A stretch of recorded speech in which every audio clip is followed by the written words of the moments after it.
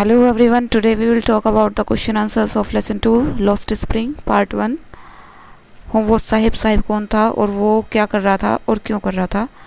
तो साहिब एक young boy है, स्कूल गोइंग एज, स्कूल जाने वाली उम्र का एक लड़का है। He was looking for gold, अपने प्रीशियस थिंग्स को ढूंढ रहा है। किसमें? गार्बेज डम्प्स में, बिग सिटी दिल्ली के एक छोटे से लैंड सीमापुरी में। He had left his home, और वो कहाँ से आया है? ढाका, बांग्लादेश की कैपिटल जो है वहाँ से आया है। और इन सर्च ऑफ लिविंग, जीने के लिए कहीं जगह मिल जाए उसकी तलाश में आया है।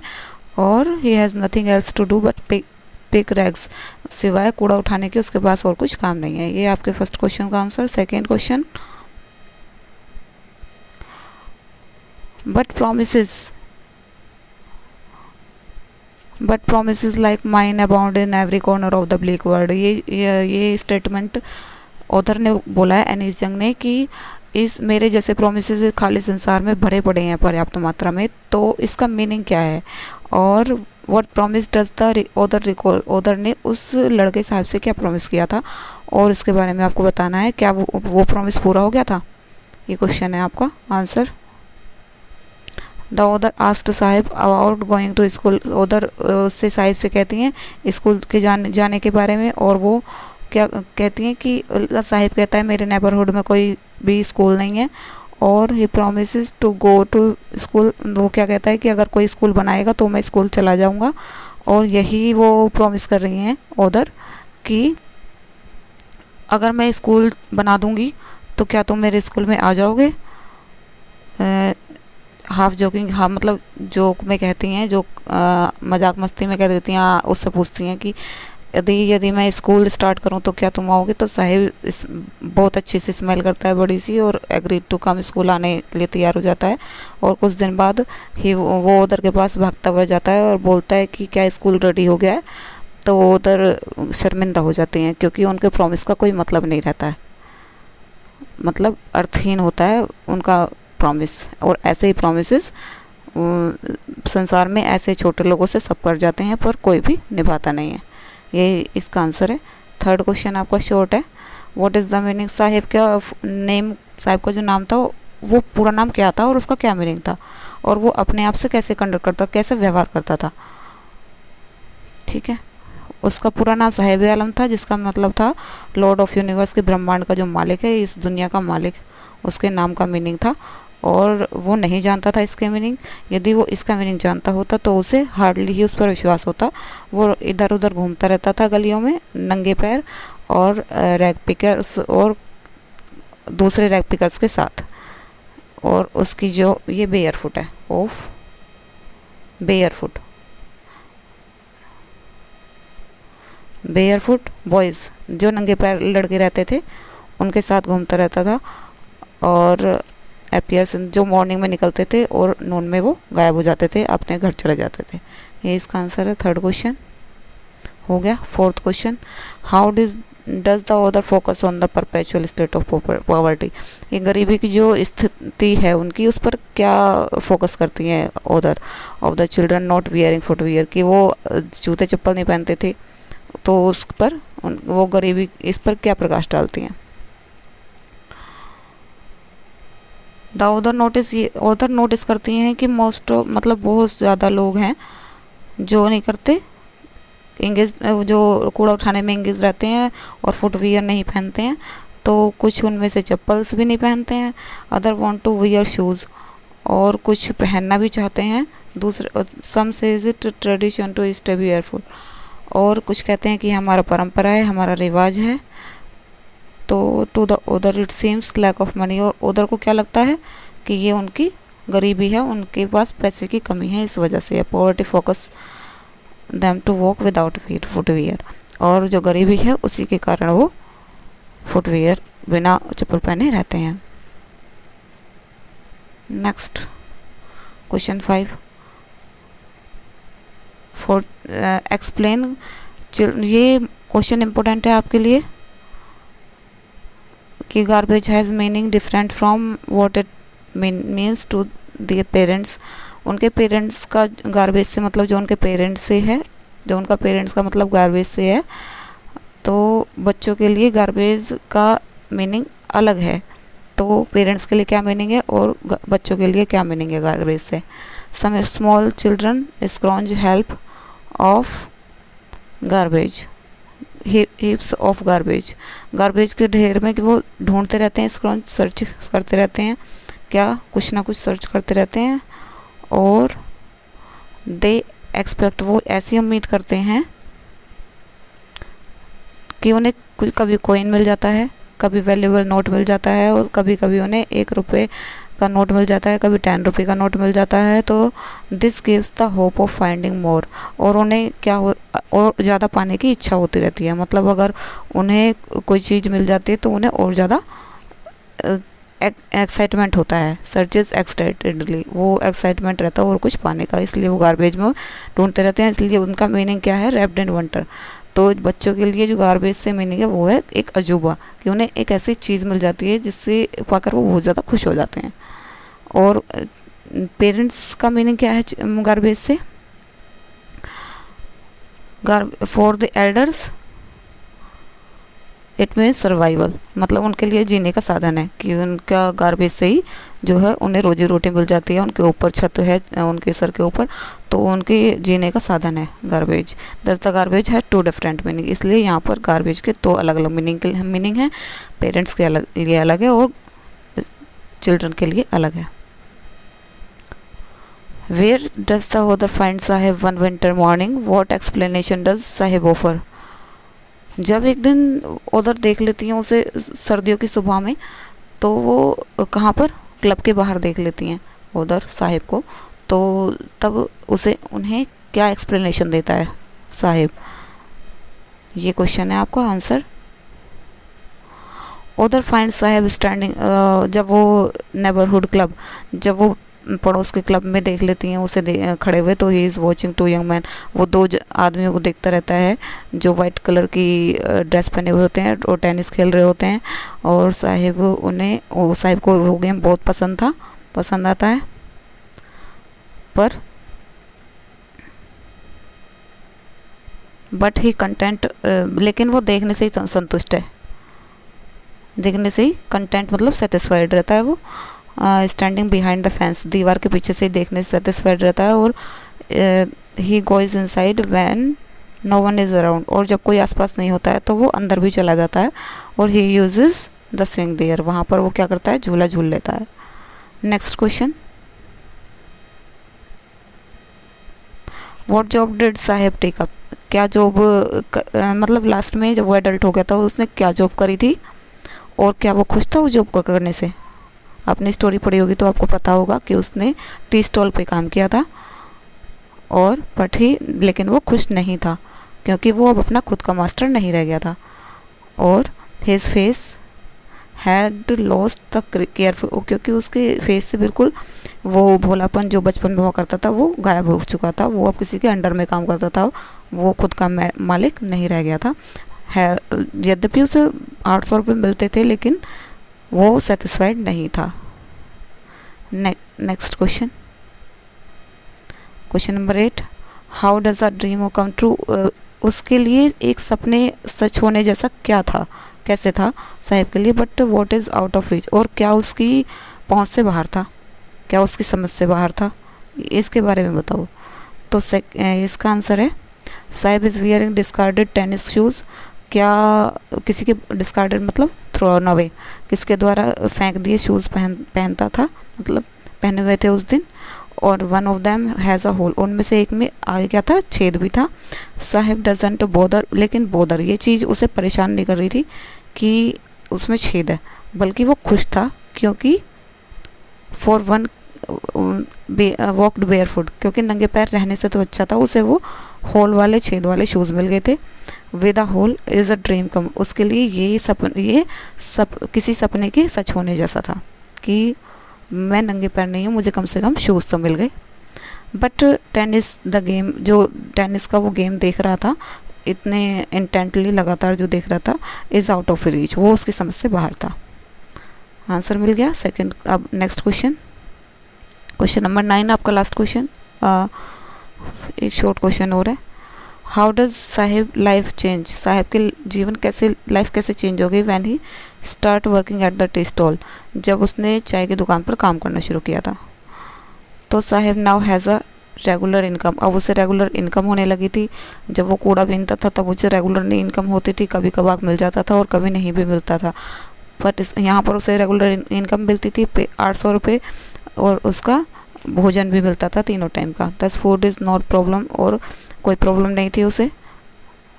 But his face has lost the careful, लेकिन वो जो पहले केयरफ्री रहता था ना, बिल्कुल बेफिक्र रहता था, वो भोलापन उसके चेहरे से बिल्कुल गायब हो चुका था। और स्टील कनिस्तर, जो वो हाथ में स्टील का कनिस्तर ले जाता है, अब वो उसे बर्डन, बोझ लगने लगा था। ही इज़ नो लॉन्गर, क्योंकि वो अब अपना मास्टर नहीं रह गया था, वो स्टील का कनिस्टर किसी और का था, इसलिए उसे बोझ लग रहा था। He may have to work from longer hours, और उसे लंबे समय तक काम करना पड़ता था। और the helplessness of doing things at his own will make him sad, और जो मतलब हेल्पलेसनेस है उसकी चीज़ों को करने की, वो उसे खुद को सैड बना रही थी। उसको मतलब उसको खुद को ही सैड बना देती है ये, मतलब कि वो अपनी मर्ज़ी से काम नहीं कर सकता, अपनी मर्ज़ी से चीज़ों को नहीं कर सकता है, तो ये उसे खुद को दुखी महसूस करा रही थी। Next question, what do you think is the theme of lost spring, lost spring की थीम से आप क्या समझते हैं?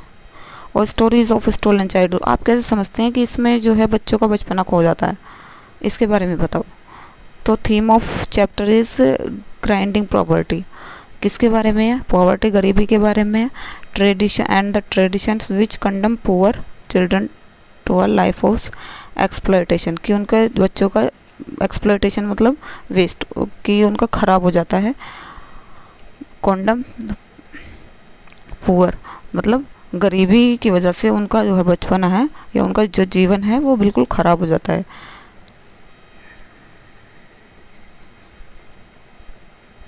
टू स्टोरीज टेकन टुगेदर, यहाँ पर दो स्टोरीज एक साथ दी गई हैं।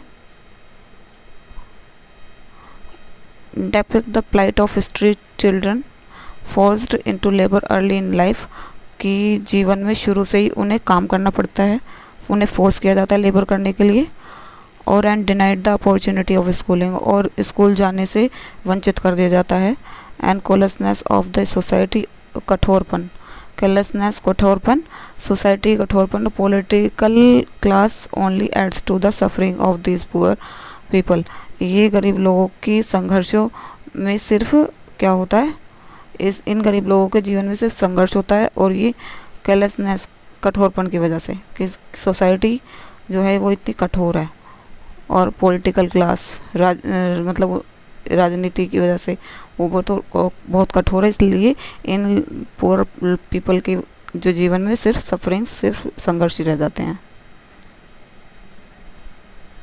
ये क्वेश्चन लॉन्ग, आपके 2 लॉन्ग क्वेश्चंस हैं सिर्फ जो आपको प्रिपेयर करने हैं। First, dream of poor, Sahib का जो ड्रीम था वो क्या था, और मुकेश का ड्रीम क्या था, दोनों के ड्रीम के बारे में बताना है। Could these be realised, what is the reality of the situation, और कुड दीज बी रियलाइज्ड, और आप इनसे क्या समझते हैं, और what is the reality of the situation, इनकी जो सिचुएशन है उसकी रियलिटी से उनकी रियलिटी क्या है, इनकी सिचुएशंस की रियलिटी क्या है, उसके बारे में बताओ, मतलब इनकी सिचुएशन कैसी थी उसके बारे में आपको बताना है। Poor rag picker like Saheb spent the early year of their lives looking for gold in garbage, जो साहब था वो शुरू से ही इस early years of their lives मतलब बचपन से ही गोल्ड, गार्बेज में गोल्ड मतलब प्रेशियस थिंग्स ढूंढा करता था। और the parents these street children have no fixed income, इनकी कोई फिक्स, इन बच्चों की, ये गलियों के बच्चे जो थे इनके पेरेंट्स की कोई फिक्स्ड इनकम नहीं थी। और they wage war against poverty and hunger, ये एक युद्ध सा लड़ रहे थे, किसके खिलाफ, एक गरीबी और भुखमरी के खिलाफ। और they have no dreams except finding the means of survival, इनके पास कोई अपना सपना नहीं था बस जीने के लिए साधन, जीने के लिए रोजी रोटी मिल जाए, उससे अलग इनका कोई सपना नहीं था। Garbage garbage to them is gold, garbage इनके लिए बिल्कुल सोने के समान था कि इन्हें इनके जीने के लिए कुछ प्रीशियस थिंग्स मिल जाती थी, खेलने की चीज़ें या खाने की चीज़ें या फिर पहनने की चीज़ें, बस इनके लिए यही गोल्ड था। It is the source of their daily bread and provide a roof over their heads, क्योंकि ये गार्बेज इनके लिए रोजी रोटी और इनके सर के ऊपर छत का, बस यही एक इनके पास साधन था। He ends up as a servant, और वो क्या करता है, सर्वेंट के रूप में टी स्टॉल पर काम करने लगता है साहेब, और अपनी फ्रीडम को खो देता है। अब मुकेश के बारे में, दोनों की स्थिति के बारे में बताना है आपको। अब मुकेश के बारे में बताओगे तो मुकेश पुअर बैंगल मेकर का बेटा था फिरोजाबाद में, और उसका सपना था मोटर मैकेनिक बनने का, लेकिन वो ड्राइव करना चाहता था क्योंकि उसका मोटर मैकेनिक बनने का सपना था, इसलिए। और वो गैरेज, वो फुलफिल हिज ड्रीम, अपने ड्रीम को पूरा करने के लिए गैरेज ज्वाइन करना चाहता है, क्योंकि गैरेज में कार मैकेनिक बनने का काम सीखना चाहता है। ही नोज, वो जानता है कि गैरेज उसके घर से बहुत दूर है, लेकिन वो डिसाइड करता है कि मैं चल के जा सकता हूँ।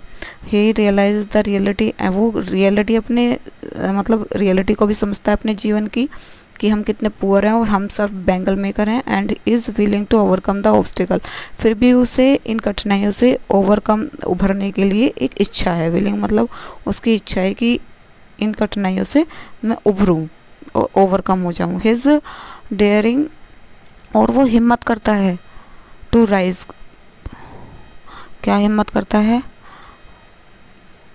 टू राइज मतलब उठने की और इन परेशानियों से उभरने की, and decision to get free from the trap मतलब जाल led by vicious money land and middleman arouse a sense of hope, और मतलब जो मनी लैंडर हैं, मिडल मैन है, पॉलिटिशियंस हैं, इनके जो क्रूअल सर्कल ने एक जाल बिछा रखा है और उनको फांस रखा है कि वो फ्री में लोन प्रोवाइड करा देते हैं उन्हें और उनसे बैंगल फ्री में लेते रहते हैं। तो इस जाल से वो मुक्त होना चाहता है और वो डिसीजन लेता है और arouse a sense of hope, और एक उम्मीद की किरण जागती है उसके मन में, क्या, मोटर मैकेनिक बनने की।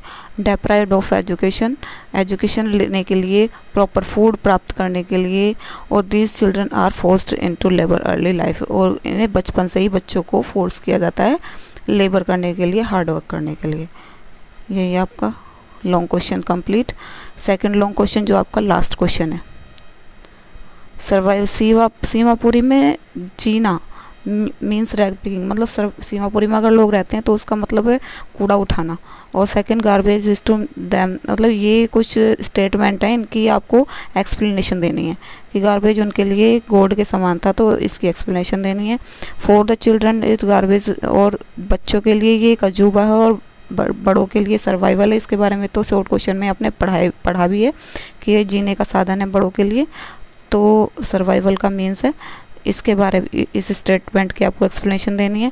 In the light of above remarks right an account of life activities of rag picker settled in Seemapuri, और सीमापुरी में जो रैग पिकर रहते थे उनके जीवन की एक्टिविटीज़ पर आपको प्रकाश डालना है, ठीक है। या अगर इससे अलग ये क्वेश्चन हो कि बांग्लादेशी स्क्वाटर जो बांग्लादेश से आए हुए थे और इलीगल तरीके से वहाँ सीमापुरी में रहने लगे थे, उनकी लाइफ पर आपको प्रकाश डालना है, या साहिब आलम की तरह। तो ये इस क्वेश्चन का भी यही आंसर है।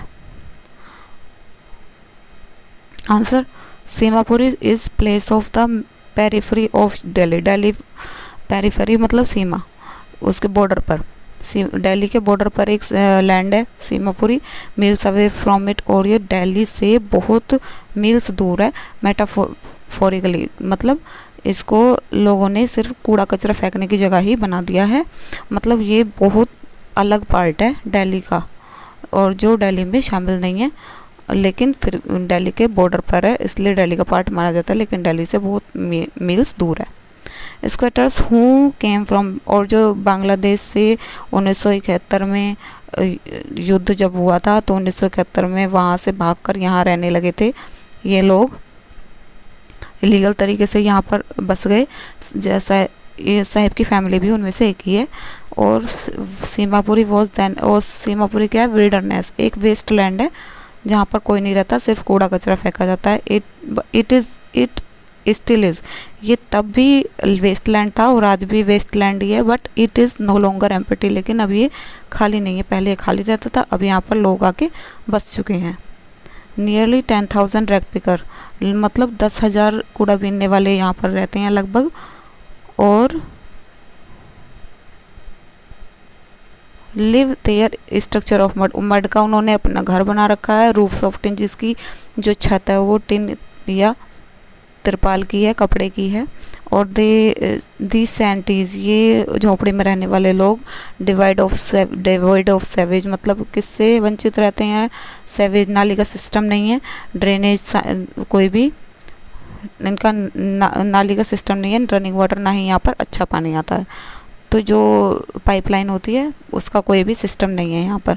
These people have lived there for more than 30 years, ये 30 साल से भी ज़्यादा से यहाँ पर रह रहे हैं, विदाउट, बिना किसी आइडेंटिटी कार्ड के और बिना किसी परमिट के।